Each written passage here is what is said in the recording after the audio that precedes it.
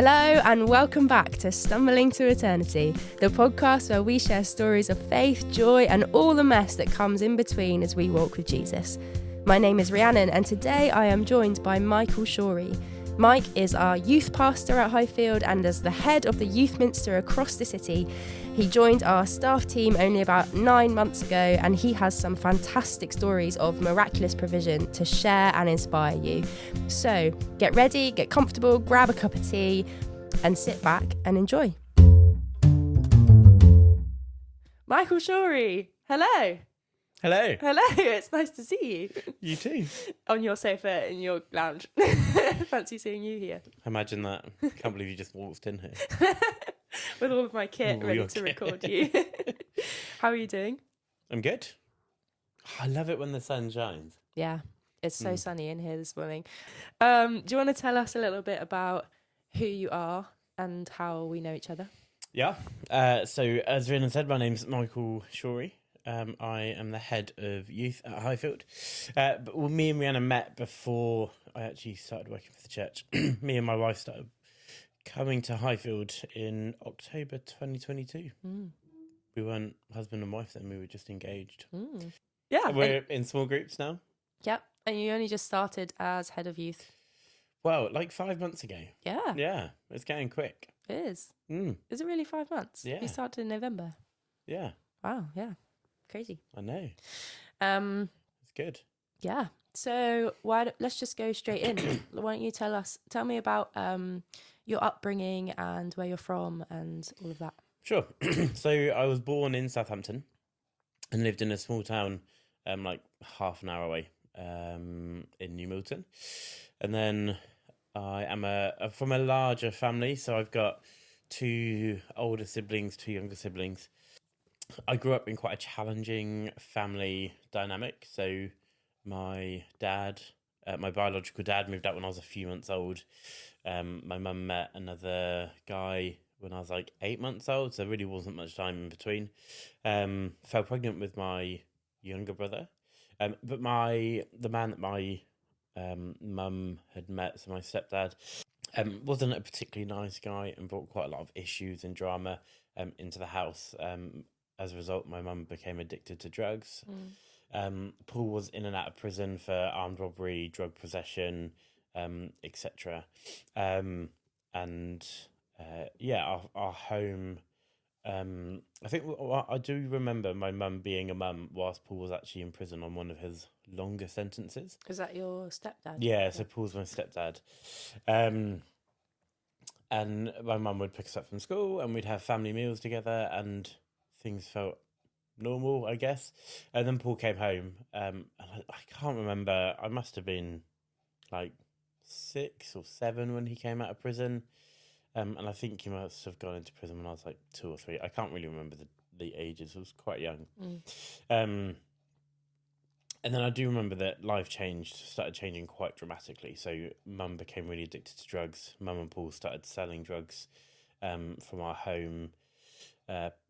Parties started at the weekend, would go until 2, 3, 4 in the morning. And then more and more those parties just seemed to not stop. And probably at least 3 out of the 7 nights each week, there was parties in the household.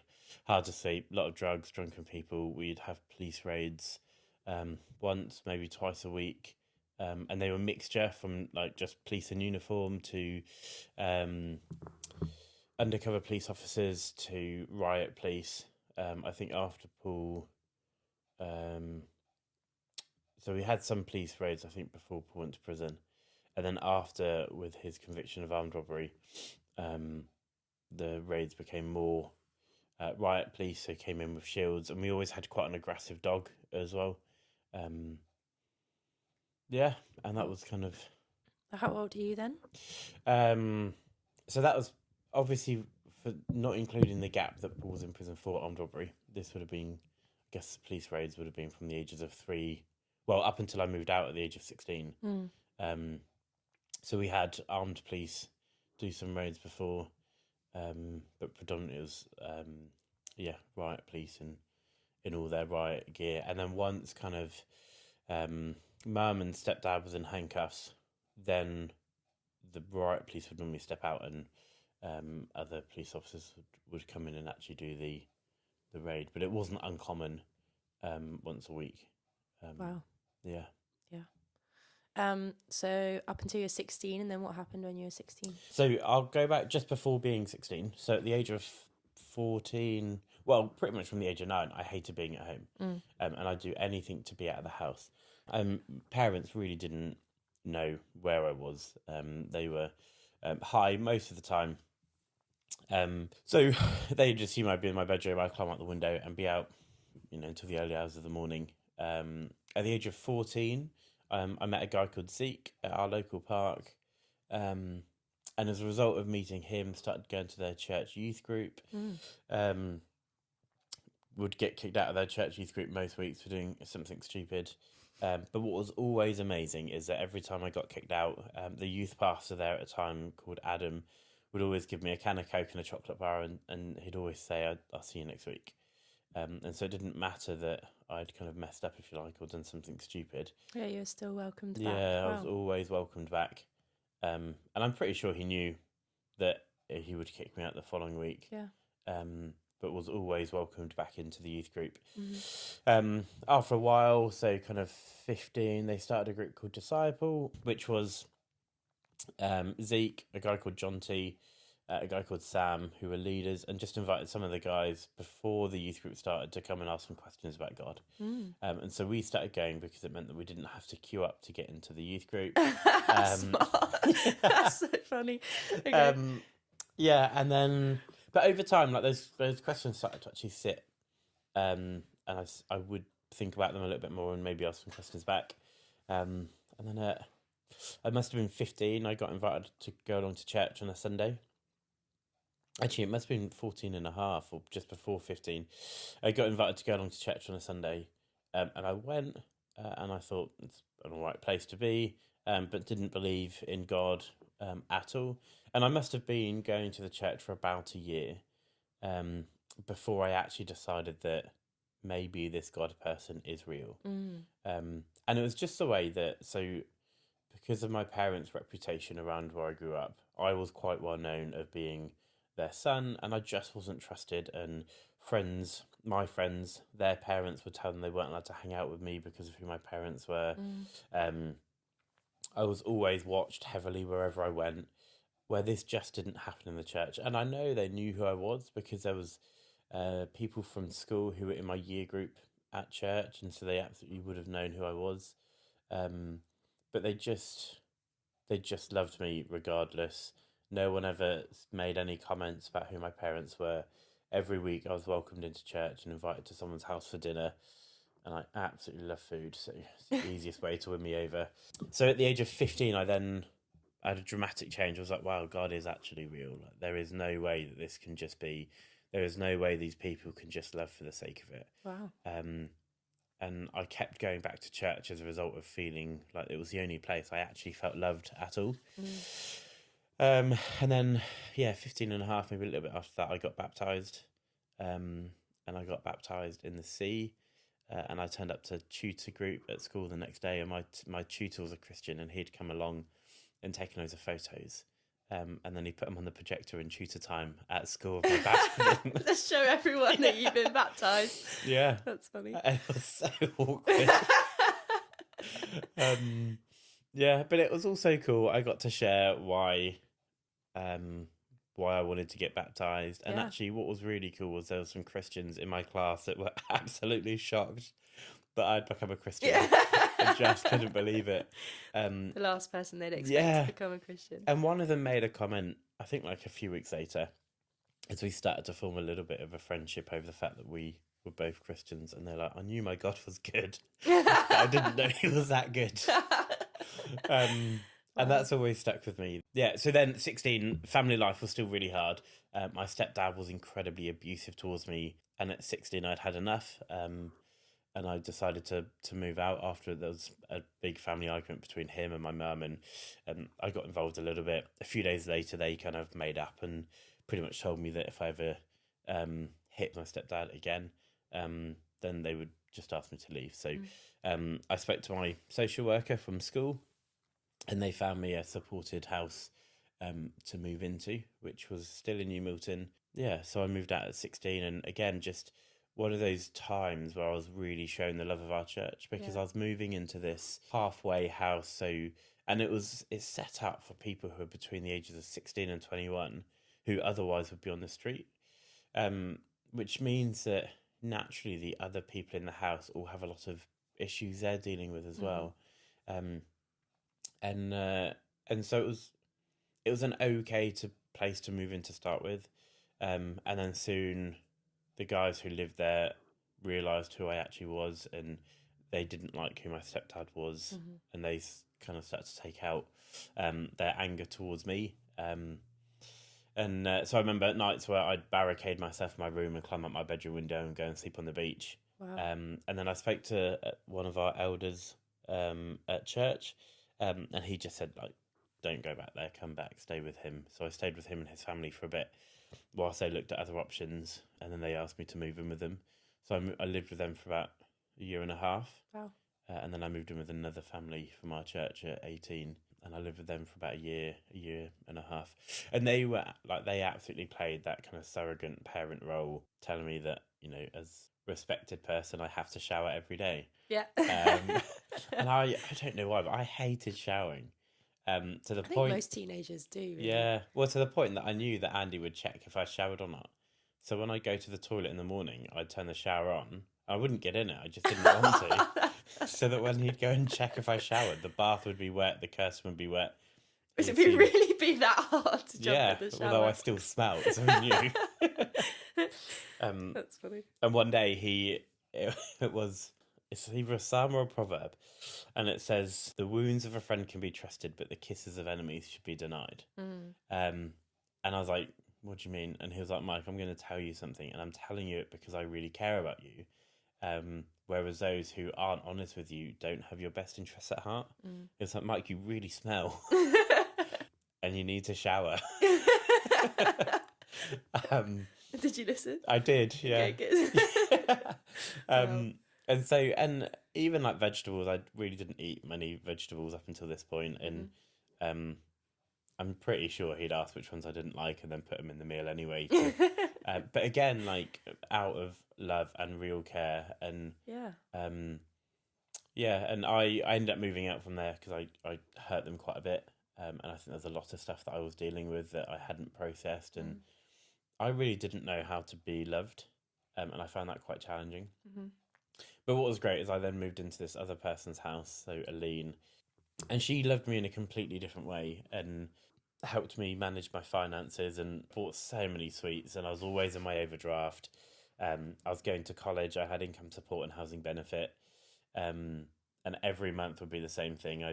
Every week I'd get the money in and I'd buy loads of sweets, and so she ended up paying off my overdraft for me because I was in this repetitive cycle of I was in my overdraft, which meant that as soon as my money came in, I'd obviously spend some on stuff I needed, and then I'd get the bill for being in my overdraft, which would then put me back in my overdraft. So I was in this horrible cycle. And she has such a heart of Christ, and her view is that, well, Christ would do it, so why wouldn't I? And she really wanted to show me Jesus in that. So she paid off the overdraft for me, and then really helped me actually learn to budget so that I could actually afford sweets and know how many I could buy without going to my overdraft. And that's really helped for now, being married and managing our income. That's amazing. Did you know that's what she was doing at the time? No, I was getting really frustrated with her. Yeah. I think at one point I actually thought she was trying to steal my money. But her and her family, they were just amazing.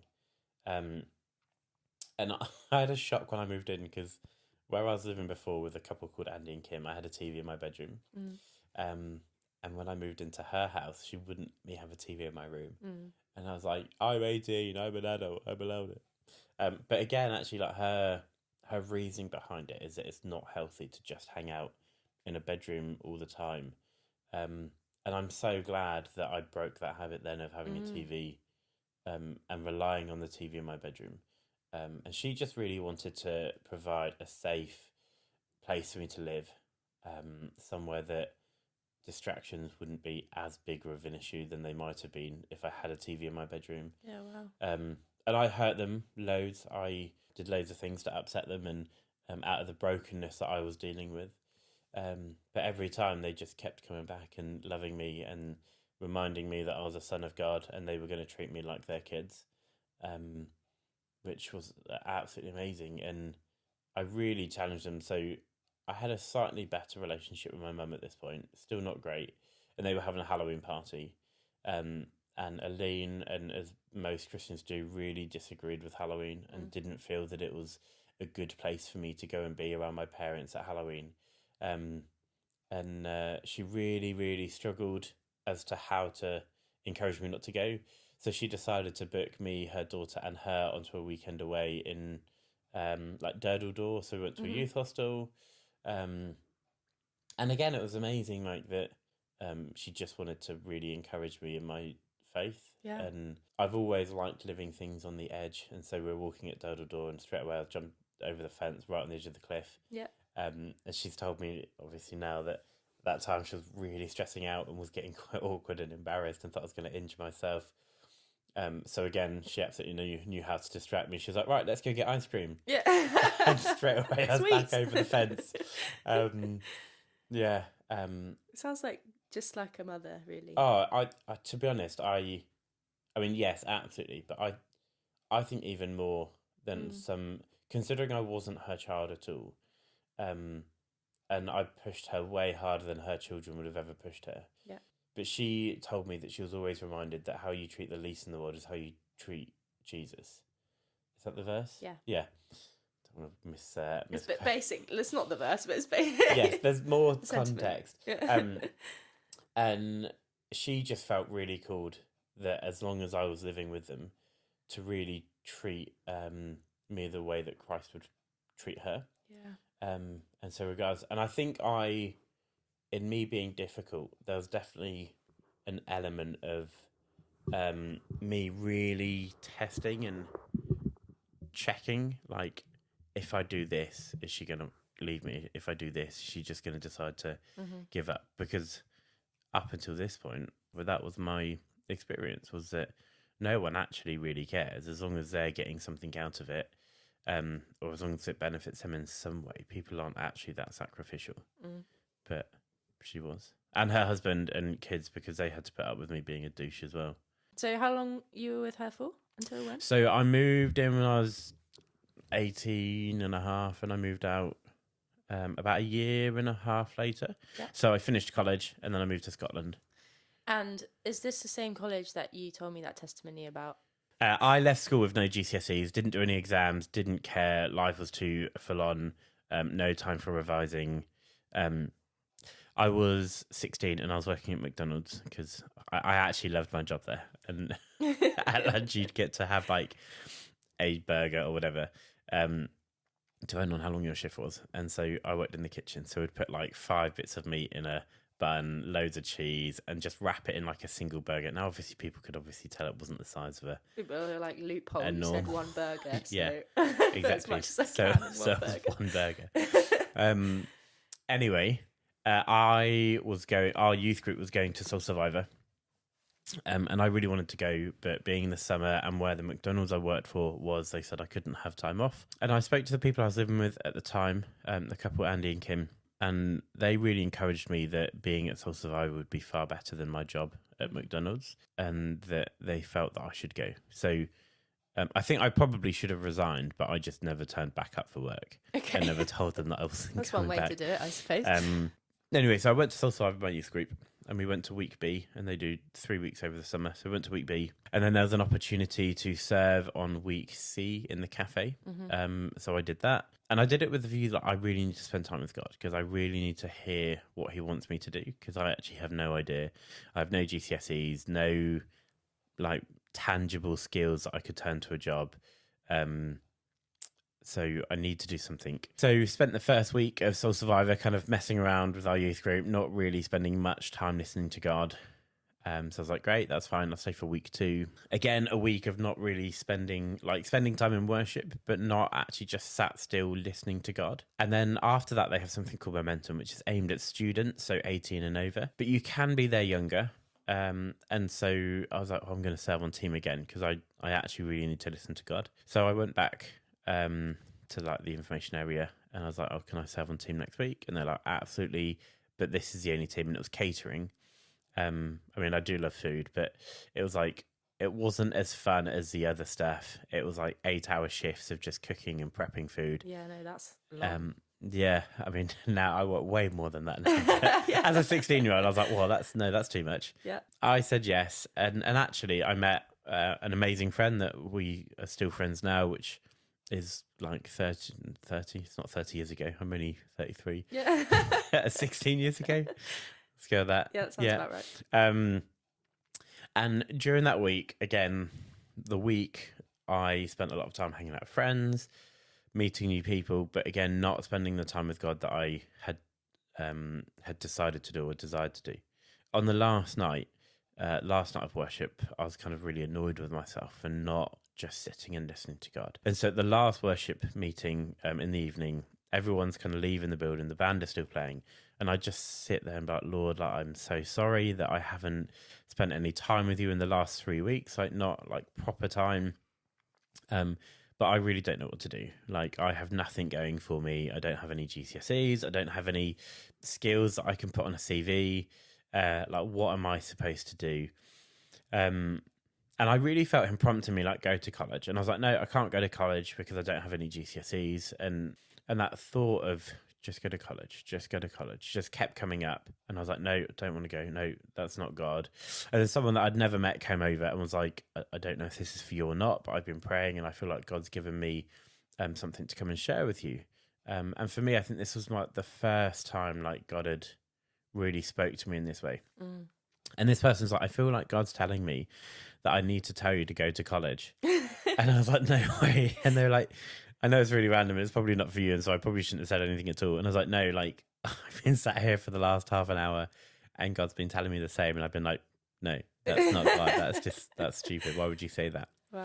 And there were so many other amazing stories from this week of God's provision. And I think it was God showing me that he can provide and that he will. Yeah. And so because we had been there, this was my 3rd week of being there, and I'd obviously come up with my youth group 3 weeks ago, I actually had no way of getting back, and I didn't have any money for the train. And a good friend of mine called John T, he was there, and I'd kind of said to him, like, how are we getting back? All week I'd been saying, how are we getting back? And he was like, God's going to provide. And his faith was just incredible. And I was obviously getting really nervous, like we're getting towards the end of it. And I was like, I really don't want to have to try and bunk the train back from Castle Carry to New Milton. Yeah. And he was like, it's okay, God's going to provide. God's going to provide. And so after God had spoken to me about going back to college, I went and shared with John T. He was like, oh, that's amazing. And then I was like, how are we getting home tomorrow? And he was like, it's fine, God's going to provide. Let's go for a walk around site. So as we're going around site, we walk through this area, loads of tents, and there's loads of students cooking food or eating loads of food out of a big wok. And they invited us to join and sit with them. Never met them before. And we're like, yeah, sure. So they literally gave us a fork and we were just all eating out of the same wok that they'd cooked something. It was great. And then someone who wasn't there to start with came over and was like, oh, it's annoying. I've got to go and see my gran tomorrow. And he was like, I really don't want to. Like, these guys, I think, were from like Birmingham or Manchester. He was like, I really don't want to. It's like a long drive to like drive there and then go home later that day. But she's not doing well, so I need to drive there. And they're like, some of the other guys are like, oh mate, I'm really sorry. Like, where do you have to go? And he's like, oh, I've got to drive to New Milton tomorrow now. And me and John T were like, what? And so this guy that we'd never met was literally driving back to the town that we needed to go to. And so it was just amazing. And that's so cool. And at the time, like, I was like, wow, that's amazing. And I think it was God showing me that he can provide, so that I had faith going into look for college placements. And so when I got home, I started looking for the college placements, and there was a course at Brockenhurst College in outdoor education. So climbing, canoeing, kayaking, etc. Yeah. And that was the only course that stood out that I wanted to do. So I phoned the college and I was like, I want to do this course. Is there any space? And they're like, no, there's no space, but we can put you on reserve list or backup list. Just fill this form in. You need to have these GCSEs. I was like, I don't have any GCSEs. And they're like, well, even if there's space, you wouldn't be able to get on because the entry requirement is having 3 Cs or above. And I was like, but you don't understand. My God told me that I needed to get a college. This is the only thing that stands out. And then she was like, well, your God doesn't control this college. And I was like, no, he controls even more. But she was like, who is this absolute lunatic? So I called back, like, I think every day for a week, and she was getting so fed up with me. And then my youth pastor at the time was like, I think we just need to go to the college because ringing isn't working.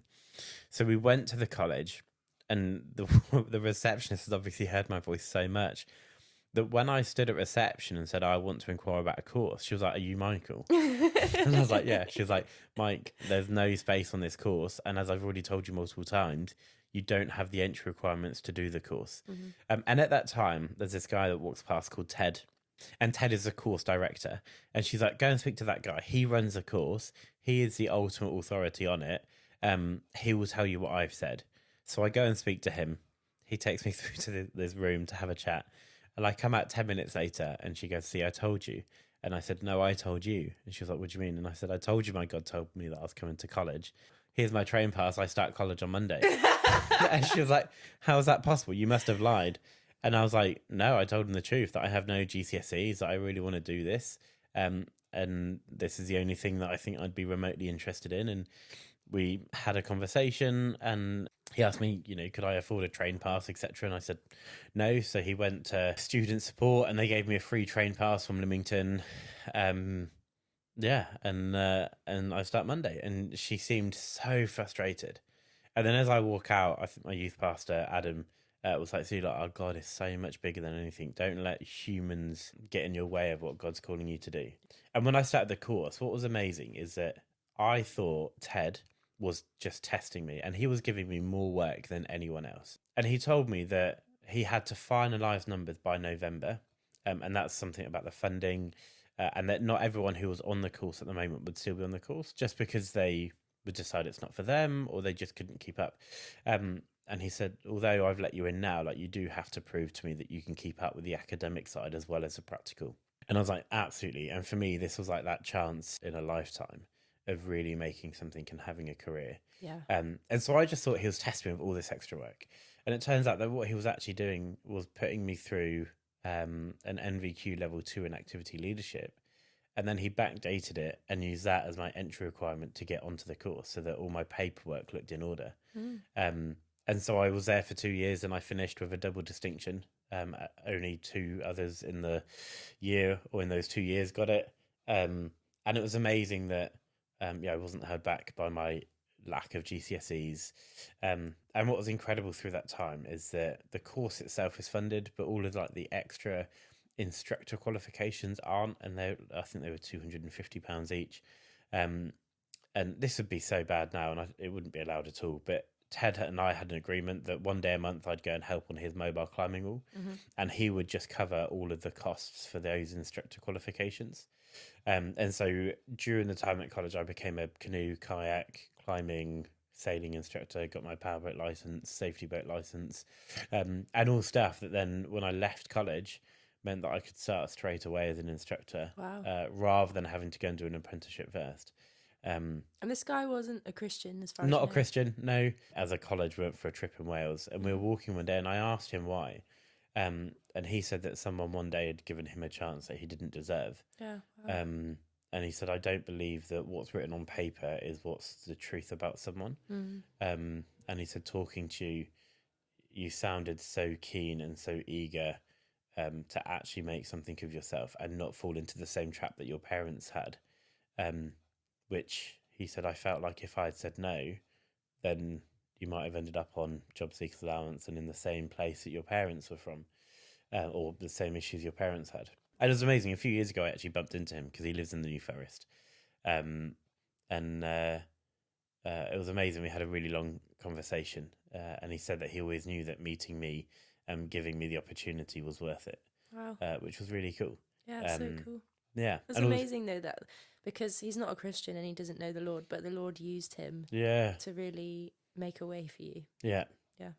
Well, I then spent nearly 8 years traveling around the world using my outdoor qualifications in other stuff that I learned going forwards from there as well. But Yeah.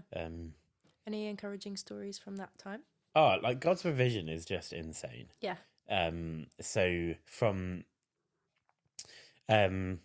so I'll like the amount of people I've met and the stories, and there's absolutely hundreds. But I was in Australia, and I was on a ship in Australia, and I was we were setting up the largest floating activity centre, and I never wanted to travel Australia after. My job on the ship was for 6 months, and then after that the plan was to go and travel in New Zealand. Mm-hmm.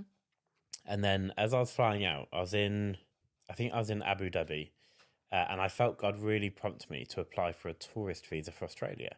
And the visa that I already had was a seaman's visa, so I could come in and out of Australia I could come in once by plane, which was how I was getting obviously into Australia. And then I could come in multiple times from the cruise ship and spend up to 5 days at a time on land if I wanted to. Mm-hmm. So at the end of my job, which was 6 months, I had the option of spending 5 days in Australia before I went to New Zealand. As I said, never wanted to actually travel Australia. I wasn't really bothered. But then when I was in Abu Dhabi, God really challenged me to apply for a tourist visa. And I was like, nope, don't want a tourist visa at all. I don't want to travel Australia. And it just kept going, kept coming. So I was like, okay, fine. It's free to apply and you get 6 months from when you apply. Or 6 months from when you enter the country, sorry. So I was like, fine, I'll just apply for it, but I probably won't ever use it. Anyway, 2 months in, maybe a month and a half into my job on the cruise ship, I fell off something and I broke my ankle, which meant that I pretty much just had to go home. I had a really good relationship with my manager, and he came in one day and he was like, Mike, I'm really sorry, but the risk assessments for the ship are that you can't stay on the ship. And he said it's a shame because if you'd applied for the tourist visa, like you could come and live with me. And I was like, oh, actually, I did apply for it. And he was like, I didn't think you were going to. Now, he's not a Christian, but I said, well, whilst I was at Abu Dhabi airport on my stopover, I felt really challenged. Like, God really prompted me to apply for it. And I was like, I don't even want to travel Australia now, but I really felt called to apply for it then. So I actually have it. And he was like, that's amazing. Like, so I went in and I spent, I think, probably 7 or 8 weeks in Australia. And I think at the time the visa meant that you could only spend up to 6 months in a 12-year period. So you could be there for like 2 months, go away, come back for 2 months, go away, come back for 2 months. So then every Saturday I'd go back on the ship and say he was still paying me my salary, which was just amazing. Anyway, that time I then was like, oh, maybe I do want to stay in Australia. And there was other reasons around that as well. But so when I finished on the ship, I was like, I want to stay in Australia. So the initial plan was that I was going to fly back to the UK, reapply for my tourist visa, and then come back. Because as far as I was concerned, I'd already used a good chunk of my my visa. So when I then went through immigration, I got pulled aside to ask, what I was doing in the country. And I said, I'm just coming in on my 5 days that I'm allowed from my C visa, and then I'm going to fly back to the UK. And she was like, oh, you've got your tourist visa that you've never used. And I was like, no, I used it. I spent 2 months in Australia 2 months ago. She was like, no, you didn't. And it was literally like the computer says no.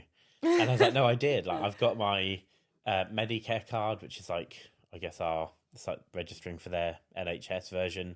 So I was like, I've got my Medicare card. And she was like, that doesn't matter. The computer's saying that you can have another 6 months in Australia on your tourist visa. And I was like, well, I'm not going to argue with you, but what I don't want to happen is use it and then get into trouble when I leave the country. And she was like, I can send you an email to say like that you've raised these concerns, you've told me you're in the country, but the computer's saying you can have 6 months. I was like, great. And then I absolutely loved Australia, and again, for other reasons, wanted to stay longer. But I was having, because I was there for 6 months on my tourist visa, I was running out of money. And I was going to fly back to the UK, but felt that I still wanted to be in Australia, and I'd met a girl.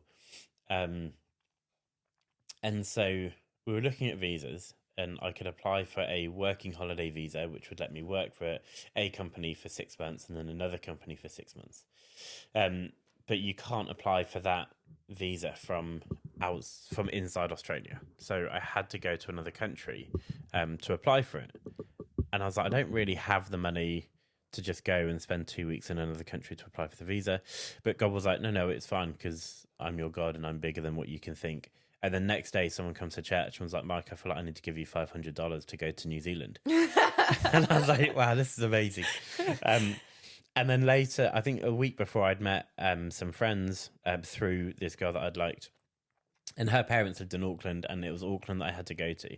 And looking at like the details of the visa, because I was applying for it outside of my home country, there was a chance that I'd be called in to have an interview by the Australian embassy. So I was like, well, I need to be in Auckland.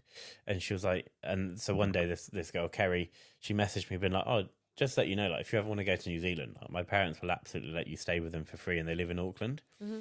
And I was like, no way. I was like, well, someone's just given me £500 to go to Auckland or to go to New Zealand, and I need to go to apply for this visa. So any chance I could go in at the next week? They were like, yeah, absolutely. So she contacted her parents. Her parents were fine with it. They picked me up from the airport. And I applied for the visa. As soon as I got into New Zealand, I put my application in for the visa. And my phone went off like 2 hours later, and I was told it could take up to 14 days. Now, the tourist visa for New Zealand is you just turn up, and as a British citizen, you just turn up and you get given 6 months when you enter the country. You don't have to apply for it or anything. So when I looked at my phone at 2 in the morning or 3 in the morning, it said New Zealand Embassy, and I just assumed that was to do with the tourist visa that I got when I came in. And then I opened it in the morning and read it, and my 2-year working holiday visa that I'd applied for only 3 hours or 4 hours previous had already been approved. No interview needed, no anything else. And then I really felt God say, like, you're here to holiday and to rest, not for this visa. Like, okay. I've already rubber stamped that and it's fine. Mm-hmm. And I was like, well, that's really kind of you, God, but I don't have any money, so I can't really go and travel. And then I told this story to, I can't remember their names now, but Kerry's parents. And they were like absolutely wonderful. Night one there, she came into my bedroom with hot chocolate and freshly made cookies, and nice. Oh, it was amazing. And she was like, "Oh, Mike, like, as you're here, like, obviously you can stay here for 2 weeks, and it'd be a pleasure. But equally, I think it'd be really cool for you to travel some of New Zealand. And now that God's provided your visa, and you don't need to stay in New Zealand." So she was like, "I've just put a full tank of gas in the car for you. My brother lives in Rotorua, and I've just phoned him, and so that's like, I don't even know, like 3 hours south of Auckland, maybe." Okay. And it's quite like a popular place. It's like whitewater rafting, bungee jumping, and all sorts of stuff. She said, so you can go and stay with him for a few days. And then I've just spoken to another friend who's in Hamilton, and they said you can go and stay with them for free as well. And I was like, that's like amazingly kind. Yeah. And as I was getting in the car, I was like, I don't know how much this fuel is going to last, but I can't really afford to put much more fuel in. And then as I started driving away, she sent me a message, and I've put some cash in the glove box for you as well. So the Lord thinks of everything. Literally. And she put, so like, don't worry about the gas. Yeah, just... Oh, that's incredible. Yeah, what so then I had generosity. like 2 weeks in New Zealand, travelling loads. And it was amazing because before I moved to Australia, I was actually supposed to move to New Zealand. That's where my heart was. Yeah. But the visas just didn't work out for such a stupid reason. But I think it was an actual God thing. And what was amazing is I remember spending my last Australian dollar in the airport coming back over. And so when I got back to Australia, the money I'd been given had completely gone, but spent all on, like, it was literally to the pound or to the dollar that they'd given me. And actually, I just had like 2 amazing weeks in New Zealand. Yeah, wow. And then when I came back, whilst I was in New Zealand, I got an email from a company for a job. And I thought it was spam because I'd never heard of this company, and I hadn't even applied for any jobs yet because I didn't want to get an interview and then me say to them, oh, just so you know, I don't actually have a visa for this yet. Yeah. So I purposely decided not to apply for any jobs. I was just going to apply for any job in Australia, whether it be coffee, barista, coffee barista, barista, or Coles, which is like Tesco's, like checkout, whatever. I didn't care.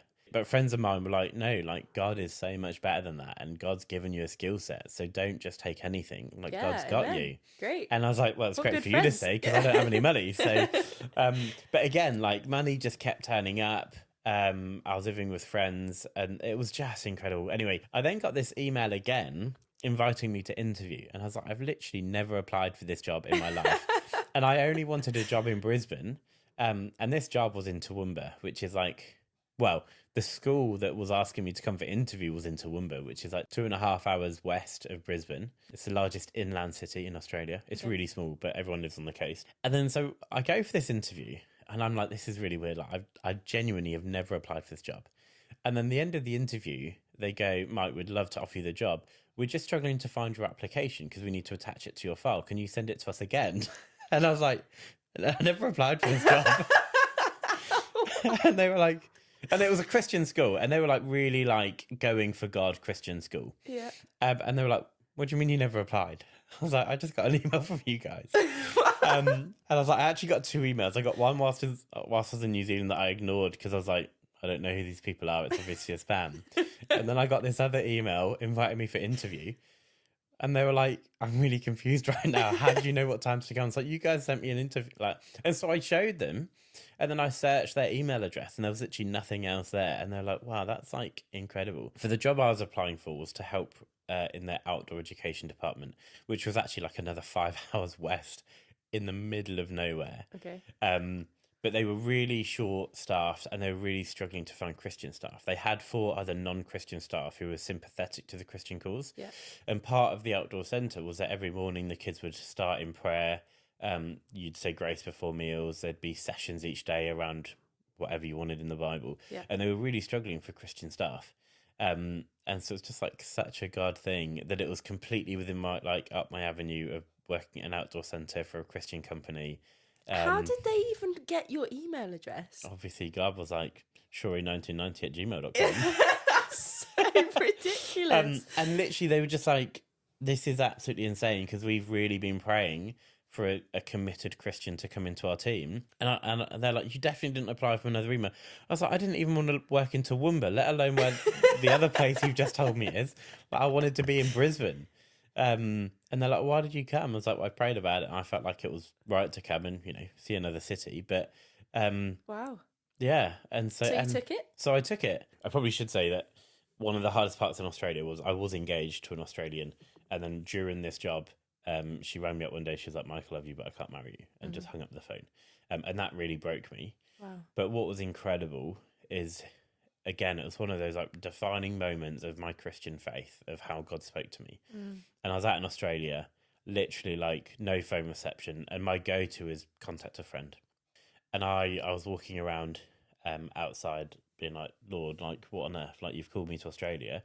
You've given me this money for my visas. You've given me this job and the job and everything just seemed so perfect. And I'm so grateful now that it didn't work out because actually my wife is incredible. But it was really hard. But I remember walking around. The one thing that was just incredible was there's no light pollution where we were at all. And so you could literally see the haze of the Milky Way. Wow. And as I was walking around, God was like, look at those stars. It says in the Bible, I breathed the stars into existence. And then I felt like a breath on the back of my neck. And I felt God say to me, like, how much more, Mike, do I care about you? The wildflowers and the birds, the wildflowers are pretty, the birds always fed. How much more do I care about you, Mike? And then there was like this uncomfortableness of yeah, well, you probably do, but I don't know that. I don't hear you speak to me. And then God was like, but when you have a friendship or relationship, you talk to them and you stop and they talk back, right? And I was like, yeah, of course. And he was like, so how often do you stop and listen to me? Like you pray to me all the time, you worship me, and I love it. But how often do you just stop and listen to what I've got to say? You don't. You pray, you say amen, you get on with your day, and you don't allow me to speak into your life. And I was like, wow, that's so true. And I'd never thought of my relationship with God being like a friendship of, hey, Lord, here's what I've got to say. Now I'm going to stop and listen to you. Yeah. And it's kind of like if you're sat in a room with someone you don't know, it can feel quite, or like there's like a slight relationship. It feels quite awkward and it feels like you just have to talk and it's not comfortable. But if you're in a room with someone you really know and you really trust and you really love, you can actually just sit in silence and it's not awkward. And God was like, that's what you need to do with me. You need to really get to know me, because if you read my word and if you really know who I am, then you can just sit in my presence and say, and it's not awkward. But at the moment, I'm kind of a bit of a stranger to you, Mike. Yeah. And I was like, wow, that's insane. I went to bed and then at 2:00 in the morning, someone was knocking at my door. Now, this was in between groups. There was no group on site. And I was like, who is that? And I went and answered it, and it was a guy called Anton. And Anton I'd met at church in Brisbane. He knew Claire, and so he had heard that we'd broken up. I hadn't spoken to him, but he drove 7 hours out to be with me and to pray with me and to just hang out. Wow. And he was a big Maui guy, like from New Zealand originally, 6'4", as wide as he is tall, but like just solid muscle. Yeah. And his embrace, his hug was just insane. I completely broke down in tears. And I was like... And you had no phone reception, no way of talking to him, and No, he just came and found he you. just knew.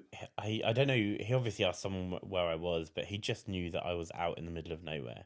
And when we were chatting, he was like, "I just knew that you'd be on your own right now." He said, "Yes, I appreciate that. God's here with you." Wow. And he only stayed for like 3 hours because he had to get back in time to take his kid to school. So he drove 7 hours to go and Yeah. find you for 3 hours and then drove back. It was insane. That's amazing. And again, it was just like exactly like God knew exactly that's what I needed. Wow. So I went home for the September. I went back to the UK, and I wasn't going to come back to Australia. Mm-hmm. And then God really challenged me, like, don't let this be the defining point of your time in Australia. Mm-hmm. Like, go back and finish well. Like, don't let these people down. Like, you've told them that you're going to go and do a job. And so I went back to Australia and finished the job, and then stayed a bit longer, moved up to Cairns, worked at a banana farm. Fun. Yeah, I tell people that I was the one that put the bend in the banana so they packed better. And it's surprising how many people actually believe that. Yeah.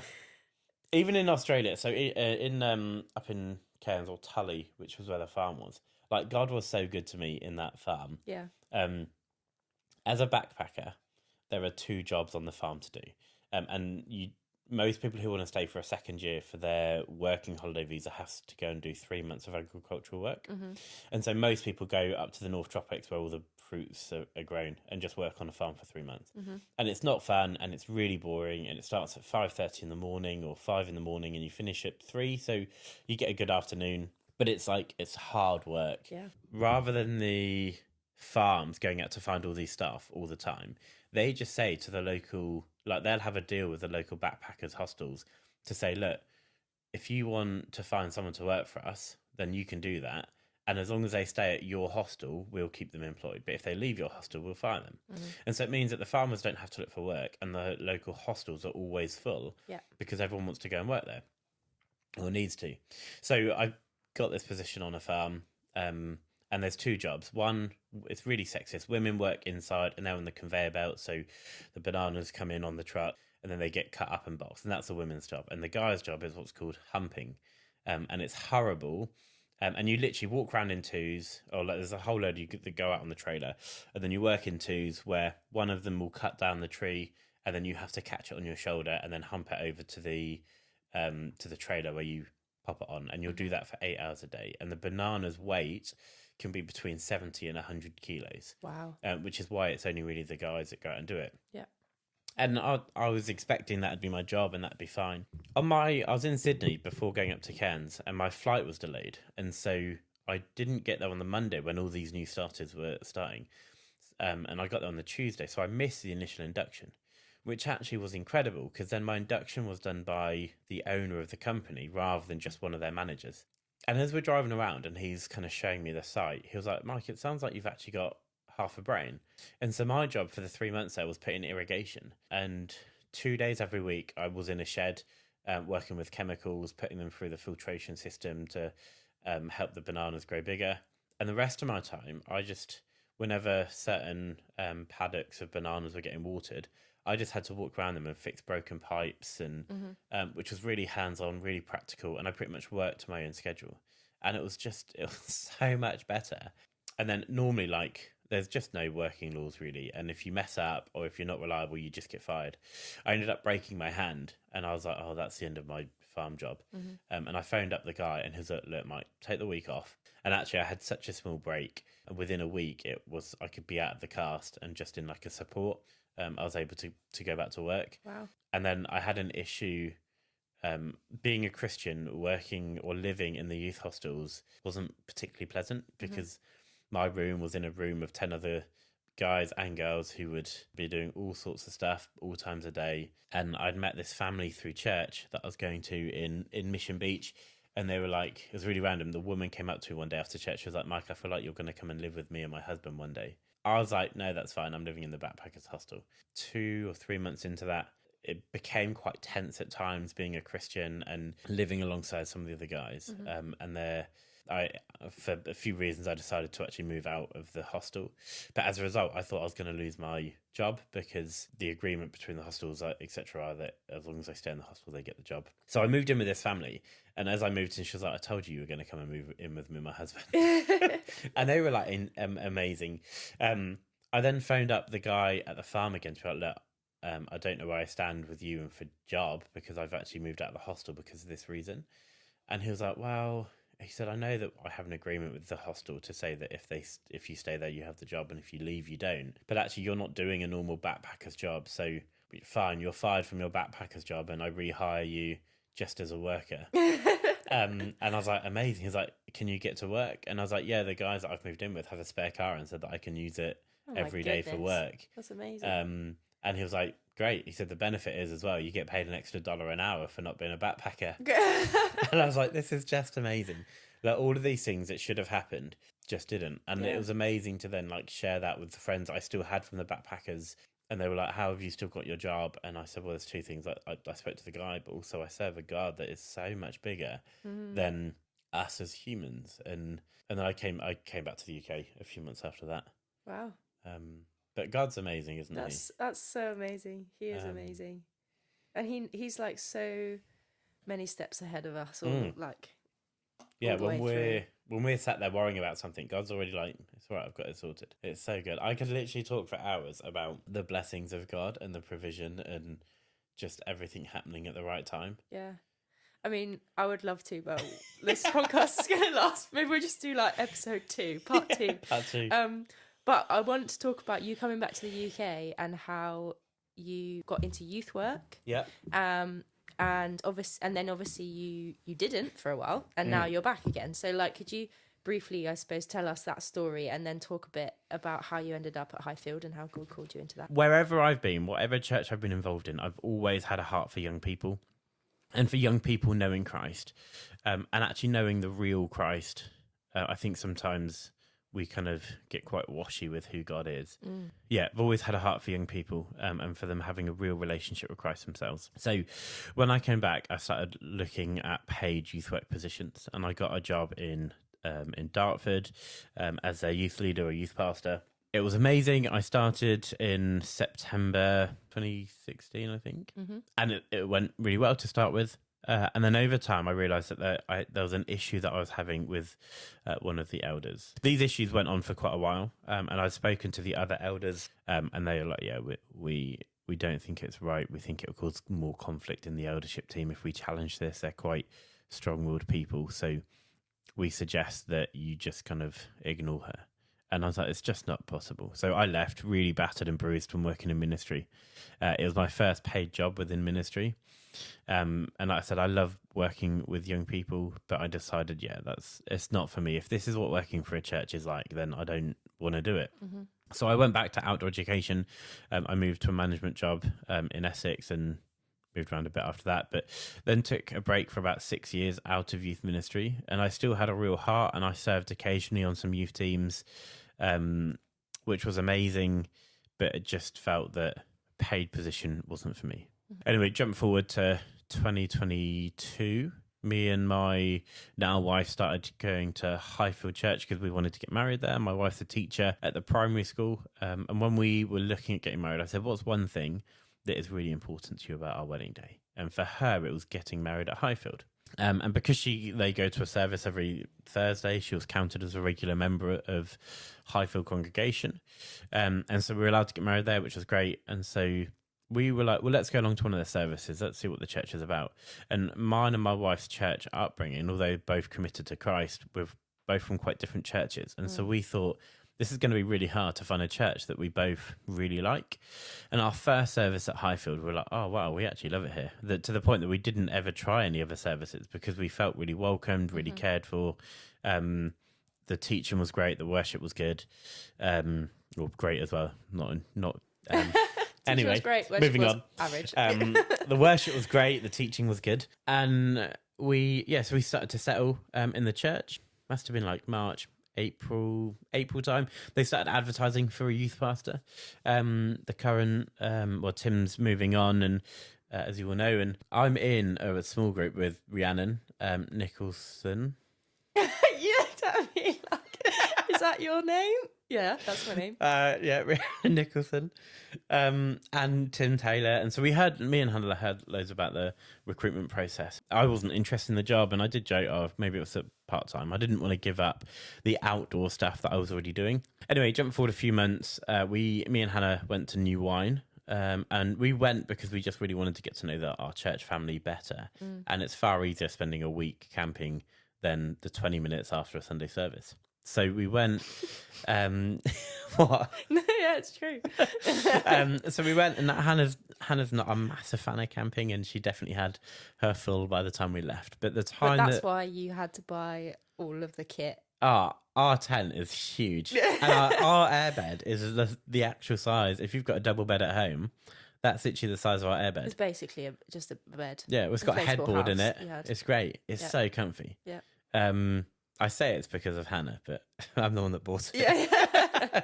You want a massive tent with a huge bed, right? Yeah, great. I'm order that one. Yeah, that's it. We'll get that. So we've got a huge tent. It was really comfortable, like gas fridge, like cooker, whatever. It was amazing, comfortable.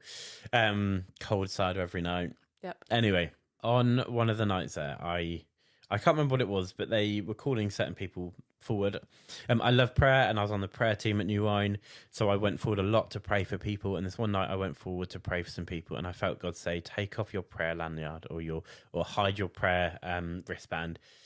You're here for yourself tonight. And so I, at the front, kind of was like, okay, fine. So I put my hands out and I started praying. And I was kind of praying like, Lord, what is it you want from me? Like, why have you asked me to be here? As in not just at New Wine, but specifically in this place this evening. And I felt God really, really challenged me that the youth work position, so the youth pastor role at Highfield was mine. And I was like, no, I don't want to work for a church. I don't want to work and do youth pastor stuff again. But again, he was like, no, like I'm calling you back into youth ministry and the role at Highfield is yours. And I was like, no, I don't want to. Meanwhile, like a few months before, we just paid for me to retrain as a driving instructor. Yeah. So we paid like £1,400 to train as a driving instructor. We'd already paid it. I'd already started the training. The two, being a driving instructor and working for the church, don't go hand in hand because of the hours, and being midway through training and the stuff that I'd have to do and the hours I'd have to put in just wouldn't work to work along in the church. And so I was like, no, Lord, you're wrong. And obviously he wasn't. And so I don't know if I was arguing with whether I was hearing him right or whether I was just being disobedient. But there was a genuine fear of I do not want to work for the church again. Yeah. And by church, I just mean church collective, like any church. I don't want to work for a church again. But God kept pushing me, and I was like, okay, well, fine. If this is from you, then other people need to come and speak to him about it. And so I spent a week or 2 weeks praying about it before speaking to Hannah. And then people at church just started coming up to me, not knowing that I'd worked with a youth ministry before. And just started coming up to me like, Mike, do you know that we're advertising for a youth pastor and I think you'd be really good for it?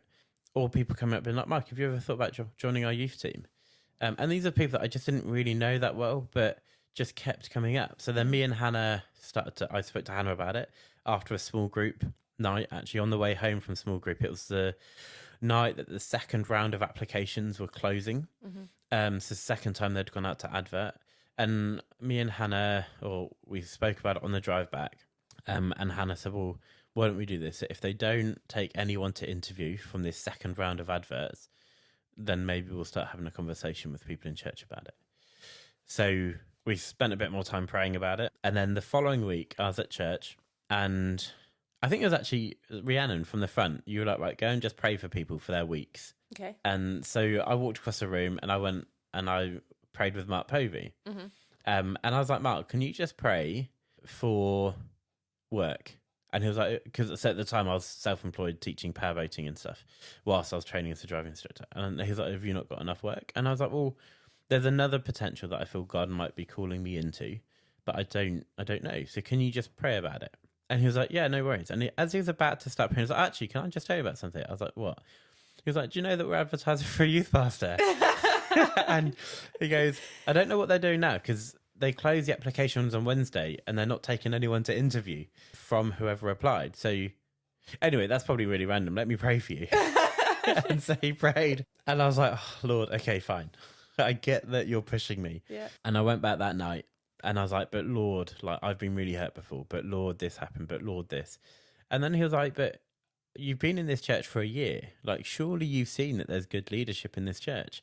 And then I was reminded of one thing that really, really stood out for me is Christmas night. I'd gone to the midnight service as we were leaving. So a week before this in my previous job, I'd been assaulted by a young person that I work with and was hit in the head and was off work with quite severe concussion and headaches and confusion and so on.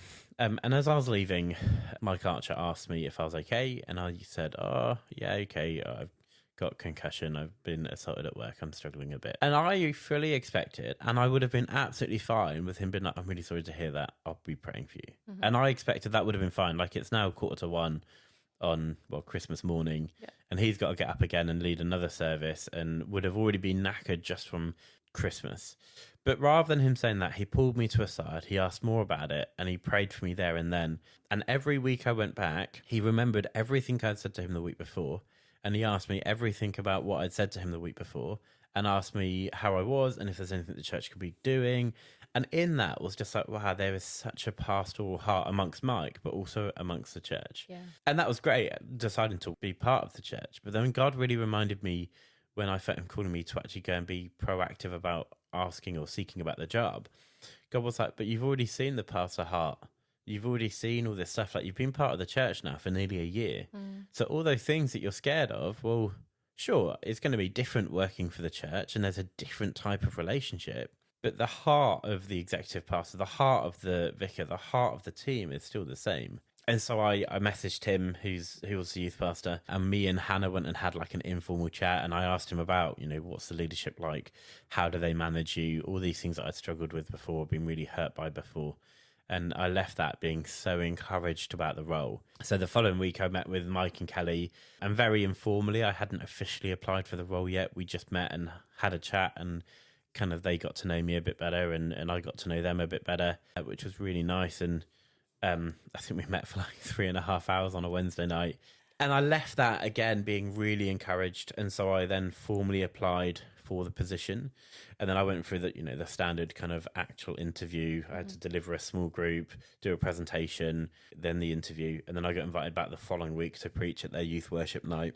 And then that night, I think Kelly called me at like 10:30 on the Friday night offering me the job. And I was so excited. Awesome. Yeah. And how's the job going? It's going so well. I actually love it. It's and I know that I am only 5 months in, but in those 5 months, like, we've had some big events, we've had some challenging issues across like the wider teams, and not just within Highfield, but I work across other team across the city. But I absolutely love it. At the moment, we're going through a series in our small groups and our youth church on a Sunday about listening to God. And so we're doing really small preaching messages and like 20 minutes of just getting the kids to sit on the floor, not talk, and just listen to God, because I think it's so vital that it's something that we learn to do now, and being young does not disqualify them from having a relationship with God. Yeah. And the other week was just one of those days where like the worship was great, the word was good. The young people were just really just in the middle of praising God, arms up. And I was on the side and I had tears in my eyes of being like, what a privilege it is to be able to lead this. Yeah. And I have an amazing team of volunteers that none of what we do would be possible without them.